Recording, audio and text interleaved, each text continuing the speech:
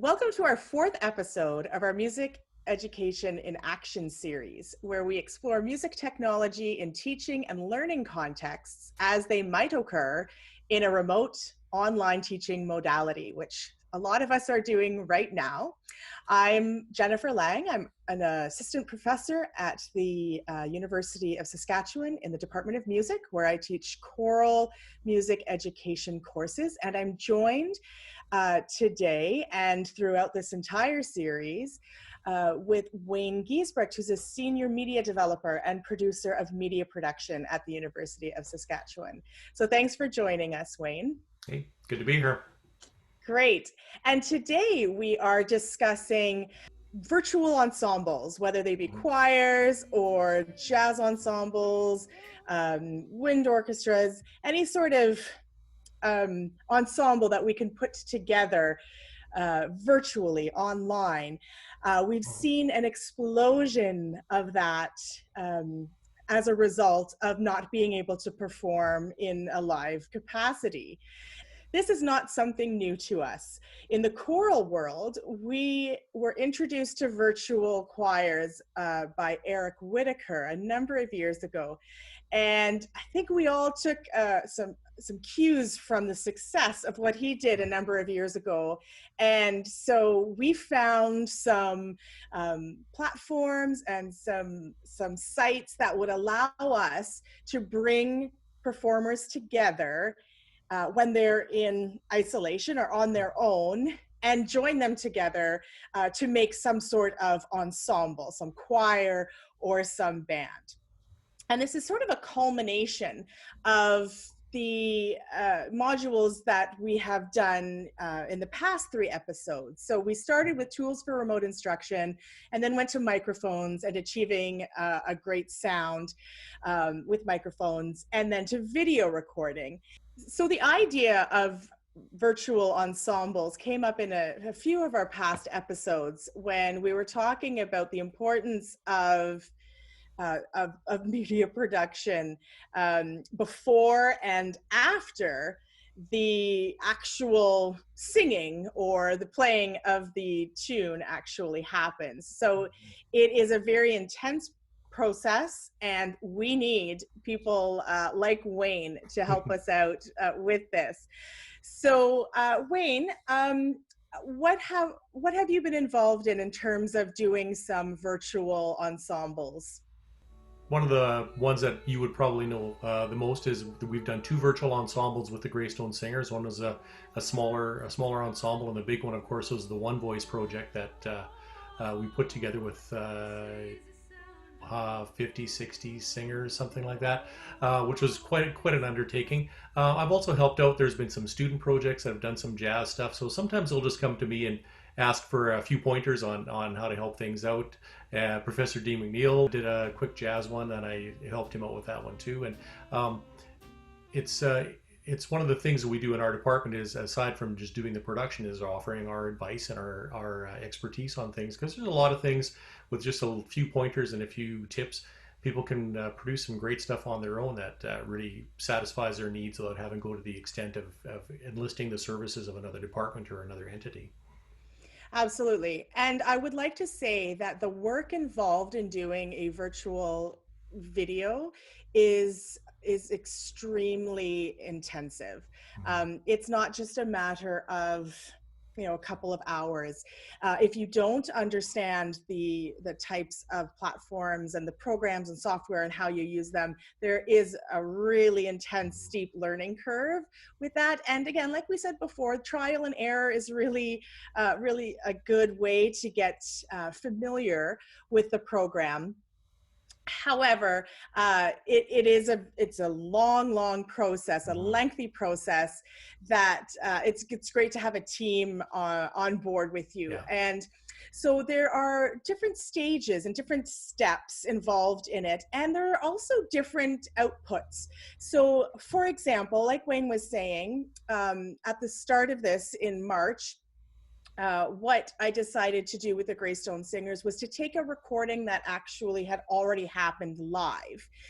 And so what you could do, if you want to make sure that your ensemble is making some sort of presence in the community, in the online world, is you could always take a recording that you have and put videos or photos alongside it, and that's a result that is a little bit easier to achieve.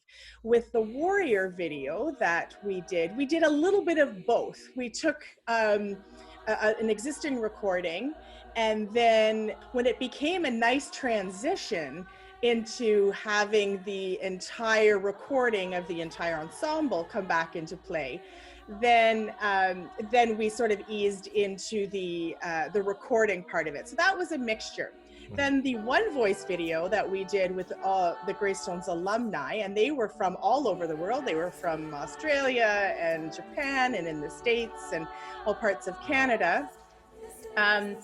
That was strictly a virtual video from start to finish. And so we'll talk a little bit about the process of putting that all together. I think the first consideration that one has to have when deciding to do a virtual ensemble video is choosing the repertoire, choosing the song or the piece of music that works well for the group. And so first and foremost, you need to have the rights, the copyright license to do that. So please do approach the composer, the publishing company, and make sure you have the right to record and promote that song or piece online. After that, you really want to consider who is going to be a part of that ensemble and whether or not it is a song or a piece that can really be conducive to setting maybe a click track or a metronome marking to it, just to keep everybody in time.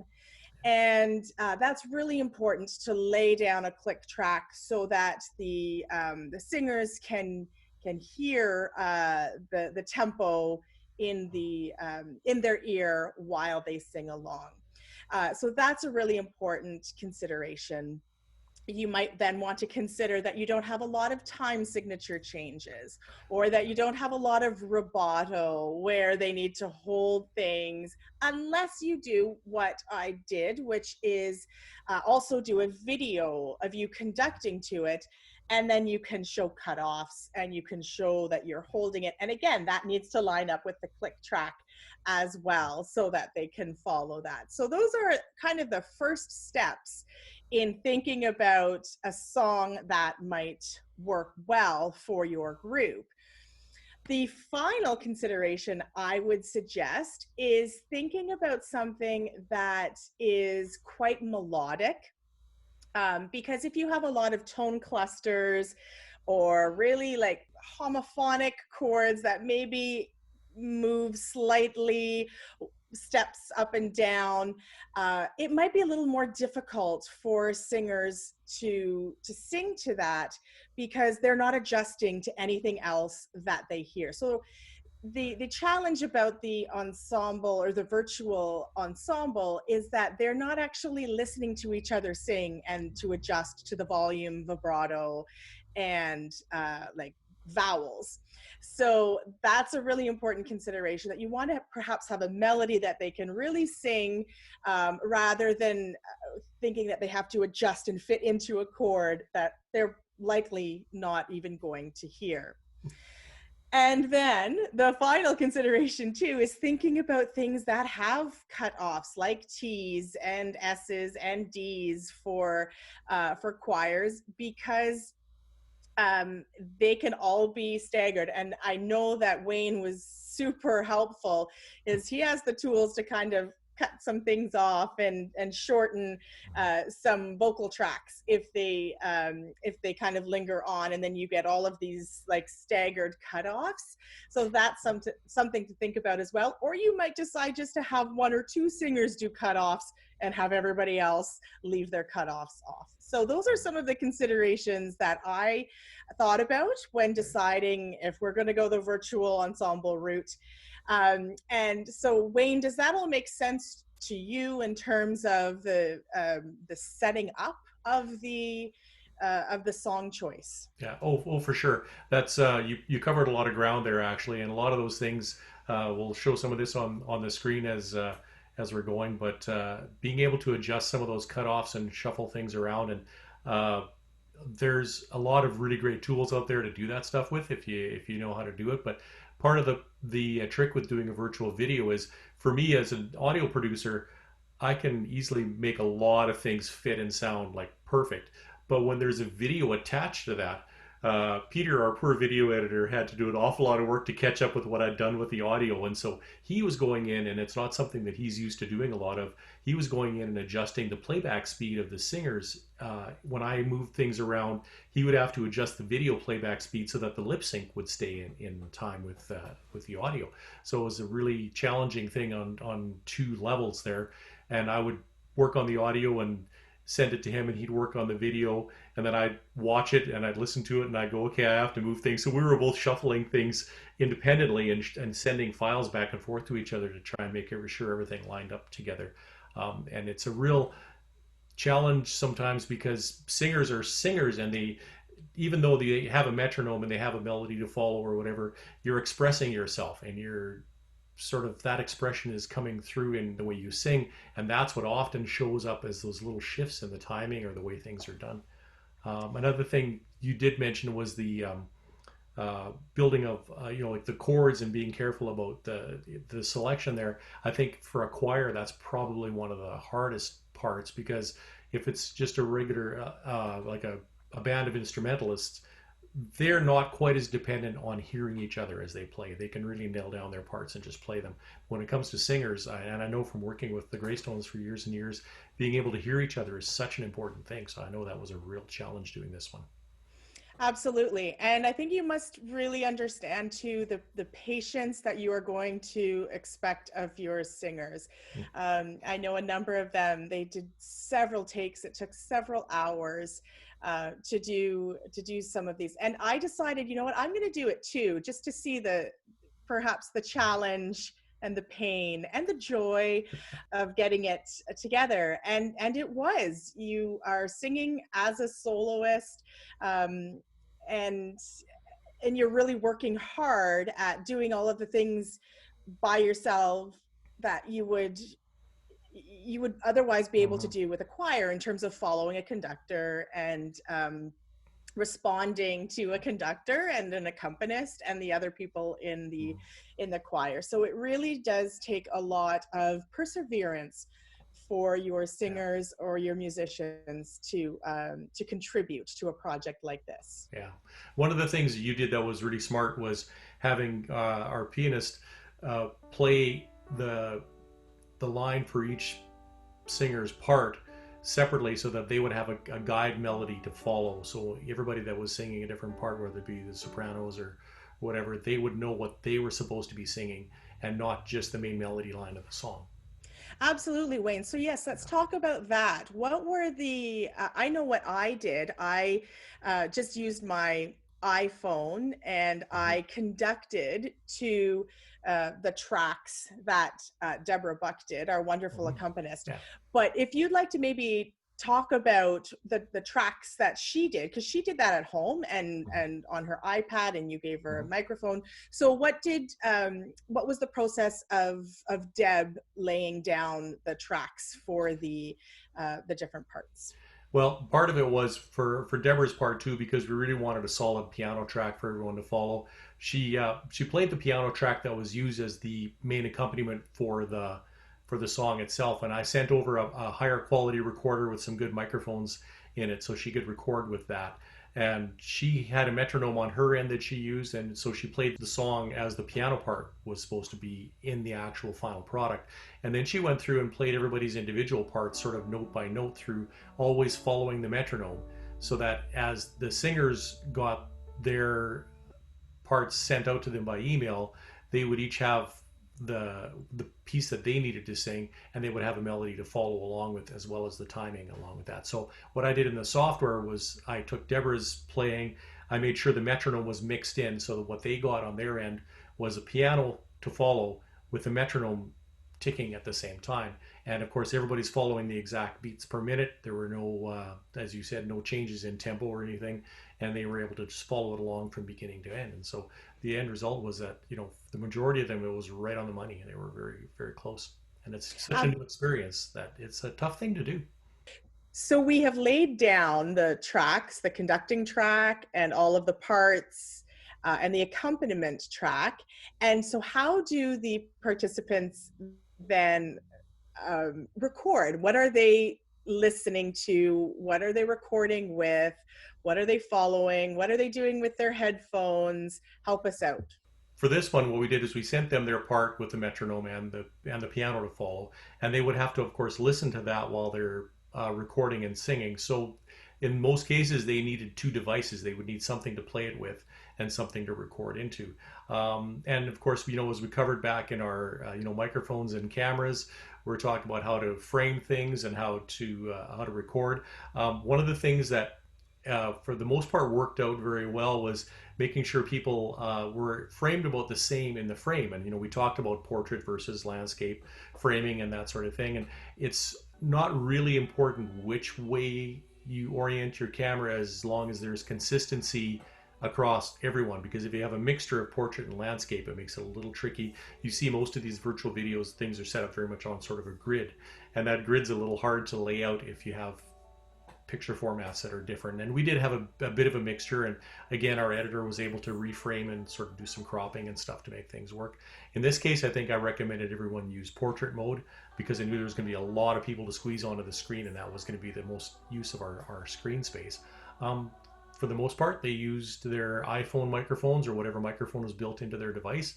Again, that tip about bringing the device as close as possible when you're recording made them all sound really good. Another good thing about having such a large group is by the time you mix everybody together, no one recording really stands out. So if some recordings didn't turn out quite as well as the others, by the time you blended it all together, the blend sounded fantastic. So it was all it's very much a team effort as far as the singers and performers goes. No, that's a really good point, Wayne, because actually, to our benefit, is that if we don't have perhaps a balanced choir, we can turn one part up, we can turn one part down. So That's if right. you're a typical choir that might not have a lot of tenors or basses, you can increase the volume of them, Mhm. and you can just make it work. So actually that works to our advantage, the fact that we have that control over the volume and Yeah. the balance. Yeah, definitely. One thing I'm not used to doing with choirs is a multi-track recording. Usually it's just an array of microphones to capture the group singing as a group, and they control the balance themselves. But in this case, it was a lot like more traditional recordings of musicians where everybody's got their own microphone. And so the mix is under my control at my end. So the good thing is when I sent it to you, you could say, I'd like to hear a little more of this and a little less of that, and I could sort of change the balance. And you didn't have to record the whole thing all over again if something wasn't balanced quite right. That's true, and we'll get into talking about that as a challenge too. Just finding which voices might need to be turned up or turned down, because that is a lengthy process as well, where you kind of have to listen to one track at a time. One point I wanted to mention too is when you were saying that they had to have their cameras or their microphones pretty close to them, they are also likely maybe reading scores as well. And so for them to look like they're not looking at their music while they're also looking at the camera Mm-hmm. is a bit of a challenge too. So if you can get the singers or the musicians to memorize their music, or just to put it on a stand so that it looks like they're looking at the camera, and maybe you don't have so many pages that they have to do flipping and that sort of thing, that's helpful Yeah. as well to consider. So now we're getting into talking about how to put the video together. And I don't know that everybody realizes it's two kind of separate processes. You have the Mm-hmm. video and you have the audio, and you actually have to parse them out and then put them back together. So how is the video put together?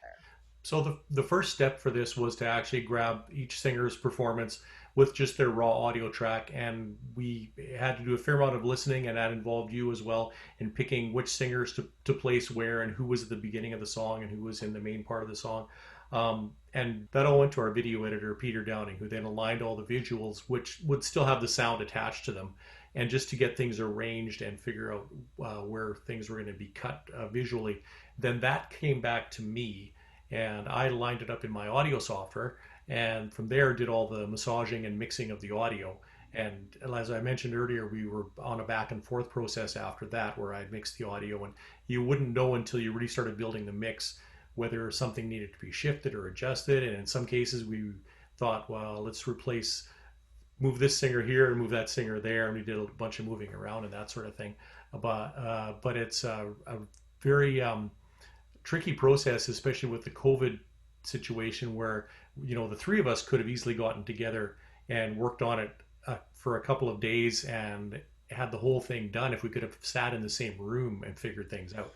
But this process that we're going through now, and our department is dealing with this on every project, where you finish something, you send it via the internet to someone else to preview, then they make their suggestions and comments, and then it goes back to the person working on it, and it's just an ongoing process, an ongoing cycle like that. So it takes a lot more time. It really is very time consuming doing it this way.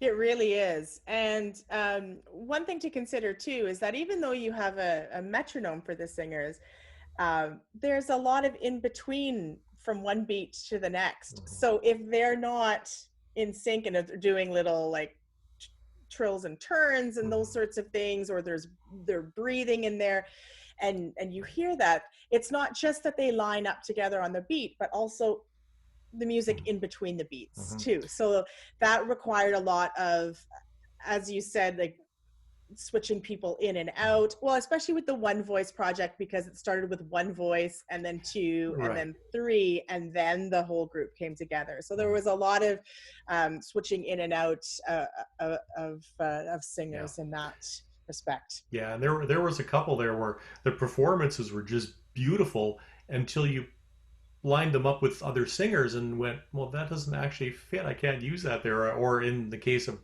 moving it around with software, we had to do a fair amount of adjusting and shifting and messing with the time. And individually, they'd sound fantastic, but it has to do with the way everything fits together at the end and how it meshes. Absolutely. Right. And then we won't even talk about the fact that at the end, we added in some instruments. So we had Professor Dean McNeil write a little bit of an instrumental interlude there, in which he played the trumpet, Dr. Veronique Mathieu played the violin, and Dr. Glenn Gillis played the saxophone. And then, of course, we had our wonderful president, Peter Stoichev, who played the guitar throughout. So that required a bunch of different tracks to be sent to them as well, and then incorporated as well. So the more layers you get, the more difficult it is, obviously. Yeah, for sure. It's the trick to remember there is to be very methodical about it, and not get too frustrated about when you run into a snag or something's not working out. You got to stop and just break it down and just work through it bit by bit. Otherwise, it can feel a little overwhelming, and it was tricky for our editor. It was one of the biggest projects he's worked on for that sort of thing, so it was really great. But at the end of the day, we were all just super happy with the way it turned out. It was really rewarding that way. Absolutely. Yeah. And one of the things that I don't think people realize either is that Peter made it so that it was like 3D. It wasn't just like two-dimensional photo frames on the screen. Like there was like curvature in the pictures, and so he really went above and beyond to and that's a whole other layer that I don't know that we could get into and certainly describe right now, but that is next level. That was one of the challenges. We wanted to make this something different because, as you mentioned at the beginning, there are already tons of these videos out there. There have already been several that have been released sort of as COVID, videos. So there had to be something that made it sort of stand out and make it a little different, like you said, not just flat photo frames. And Peter's challenge was a big one, and he had to do a lot of research and a lot of trial and error, figuring out exactly how he was going to make it work. And at the end of the day, he just nailed it. He did a really great job. Yeah, he certainly did. So we've talked about the video, how the video is put together. Now, how about the audio? Well, for the audio, it's sent to me in a way that I can see the video he's edited and still separate all the individual audio tracks from the singers. And for most of them, I didn't really have to do much work on them. There was a little bit of just balancing levels, or a lot of balancing levels, I guess. A little bit of EQing just to sort of bring out the fullness of the voice, depending on what it sounded like, and just tidying up edits, like taking out extra bits of breaths or other noises that might have been in there. And adding, because of course they're recording individually in a room just like you and I are right now, it's a very closed space and it sounds very tight. So of course we add in an artificial reverb that makes them sound like they're singing in like a concert hall or that sort of thing, and try and get a balance there so it sounds natural and doesn't sound a little too overdone. Yeah, that's right. That's the risk too, right? That something sounds really artificial and manipulated. Exactly. Yeah. Right. So what are some of the other challenges then, Wayne? Like how about matching phrasing um and cutoffs and those sorts of things? What were you doing to help us sound and look as best as we did? Well, I'd go into the individual track, and of course, because I can see things on a waveform, and that's the audio technician's version of a score. We see the waveform, so I can go and look at that, and I can actually see where certain consonants and certain words are formed, and of course, they're all stacked on top of each other on the timeline, so I can literally go in and adjust where certain words end and start, where cutoffs happen, just to make sure that everything lines up as good as possible. And that's something that hasn't been that easy to do up until the last couple of years. And those tools have gotten really, really advanced. So when you're done, you can't tell it's been manipulated. And that's one of the things that's gotten better is those things were available a while ago, but you could sort of always hear it. But now it's so well done you can't. And plus, again, we've got 60 singers all blended together. So once it's all blended as a group, they all do a good job of covering up all my trickery. And I hope at some point you do share some of those photos that you Mm-hmm. took where the parts didn't even all fit on your screen It because there was were so many layered tracks just to show the intricacy Yeah, of this project. yeah. And it looks like a lot, but as I always point out, when people look at a giant mixing console, it looks like an awful lot of buttons and knobs, but really it's only just one set of buttons and knobs repeated over and over again. And that was kind of the thing with this too. It looks like an awful lot on the screen, and it was a lot to keep track of. But really, it's just everybody's got their own track, so it's just one track times 16. Yes, that's true. And so this has been kind of a like a peek behind the curtain into what making a virtual choir or ensemble is all about. But let's say someone wants to give it a try on their own and they don't have a Wayne Giesbrecht to help out.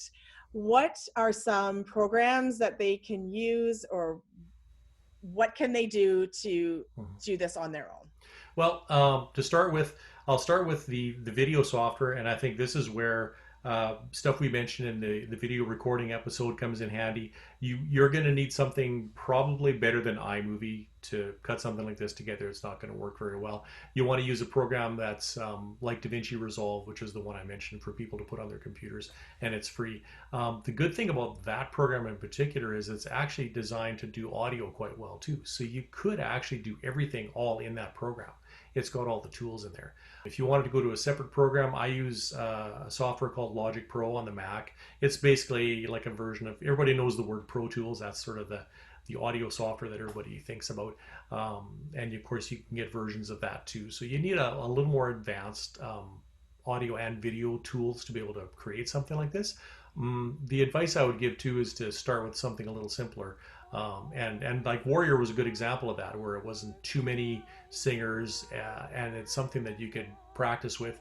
And if you wanted to build a virtual choir, start with 3 or 4 singers, and then if it's working out, then send the part to someone else and add a singer and add a singer and add a singer. And if you did it like that, one singer at a time, you wouldn't feel overwhelmed with this onslaught of like 40 voices or 30 voices trying to combine them. You could start with a couple and just let it build.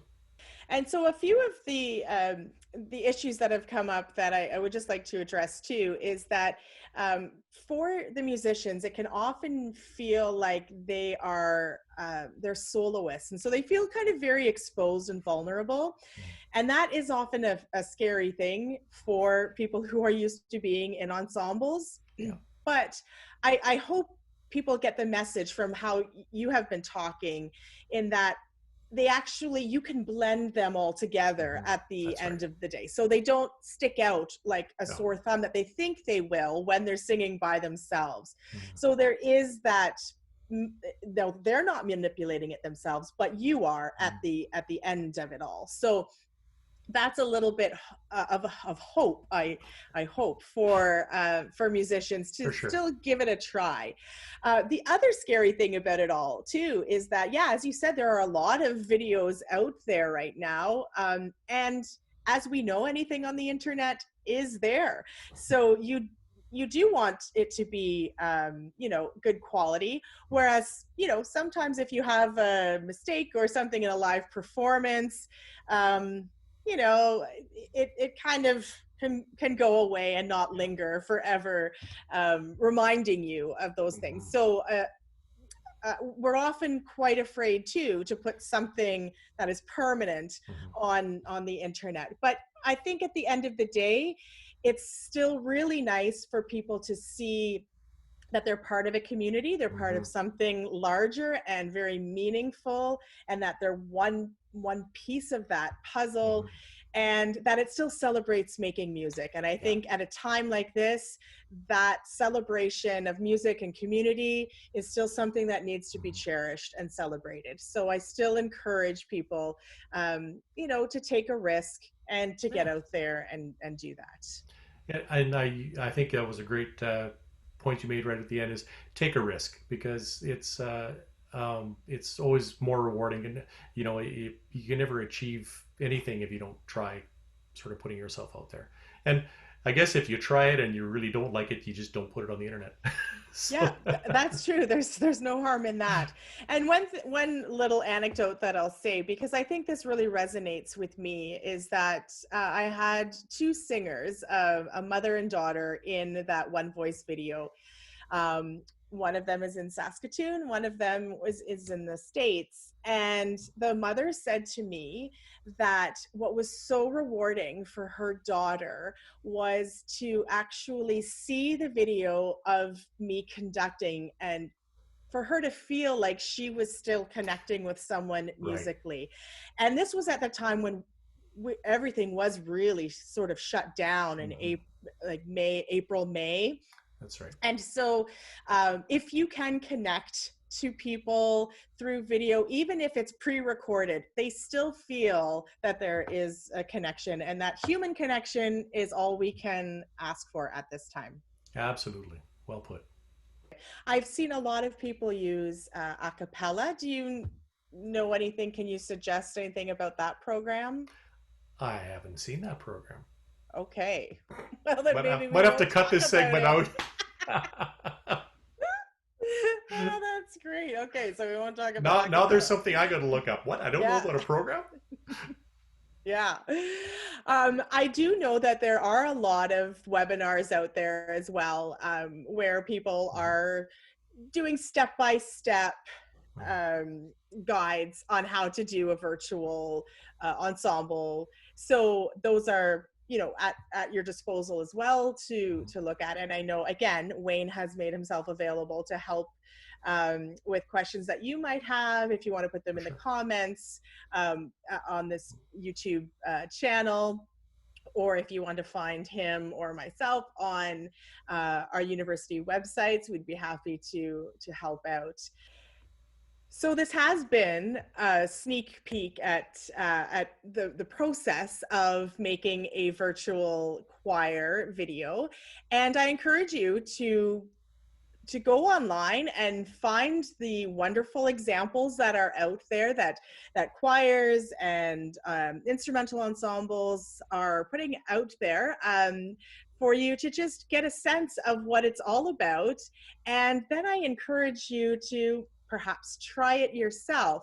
and know that it's not going to be perfect on the first try. And if you think it is, I invite you to just have a look at the One Voice video, because I invited the singers to submit their blooper videos, because it takes many takes to do it, and so it's kind of fun to watch perhaps the frustration that can come from it, and just have a good time with doing it. And if this is the way that we connect right now in these times, then we make that work. We find ways around all of the restrictions so that we can still bring music and light to everyone's lives. So Wayne, I thank you so much, not only um, for your expertise during all of these modules, but also for your work in helping us to bring virtual ensembles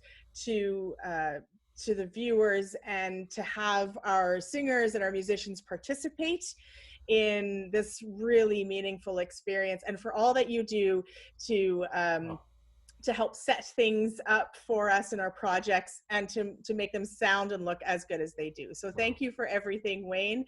And we look forward to working with you on many projects in the future. For sure. Thank you, Jen. The opportunities have been wonderful. It's been very rewarding. Great. Thanks, everyone. Take care.